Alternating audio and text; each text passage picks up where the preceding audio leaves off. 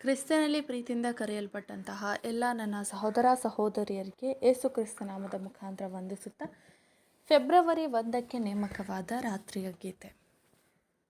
ಮಧ್ಯರಾತ್ರಿಯಲ್ಲಿ ಪೌಲನು ಸೀಲನು ಪ್ರಾರ್ಥನೆ ಮಾಡುವವರಾಗಿ ದೇವರಿಗೆ ಸ್ತುತಿ ಪದಗಳನ್ನು ಹಾಡುತ್ತಿದ್ದರು. ಅಪೊಸ್ತಲರ ಕೃತ್ಯಗಳು 16ನೇ ಅಧ್ಯಾಯ 25ನೇ ವಚನ. ಕ್ರೈಸ್ತರ ಜೀವಿತವು ದುಃಖ ಅಥವಾ ಶೋಕಕರವಾದದ್ದಲ್ಲ, ಆದರೆ ಅದಕ್ಕೆ ಬದಲಾಗಿ ಅಧಿಕ ಆನಂದವುಳ್ಳದ್ದಾಗಿದೆ. ಆತನು ಉಪದ್ರವಗಳಲ್ಲಿಯೂ ಸಂತೋಷಿಸುವವರಾಗಿರಬಹುದು, ಏಕೆಂದರೆ ನಮಗೆ ಉಂಟಾಗುವ ಉಪದ್ರವದಿಂದ ತಾಳ್ಮೆಯೂ, ತಾಳ್ಮೆಯಿಂದ ಅನುಭವವೂ, ಅನುಭವದಿಂದ ನಿರೀಕ್ಷೆಯೂ ಉಂಟಾಗುತ್ತದೆಂದು ಬಲ್ಲೆವು.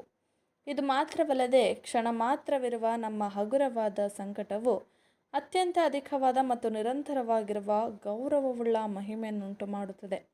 ಅದು ತೆರೆಯ ಹಿಂದೆ ಉಂಟು ಆಗುತ್ತದೆ. ರೋಮಾಪುರದವರಿಗೆ 5ನೇ ಅಧ್ಯಾಯ 3ರಿಂದ 4ನೇ ವಚನಗಳು ಹಾಗೂ 2 ಕೊರಿಂಥದವರಿಗೆ 4ನೇ ಅಧ್ಯಾಯ 17ನೇ ವಚನಗಳು.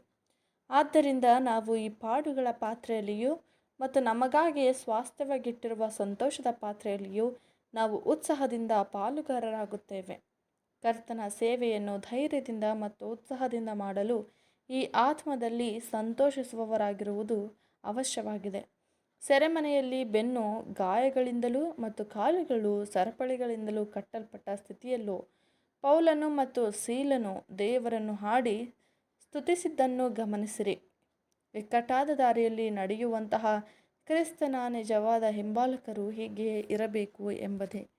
ಆಮೆನ್.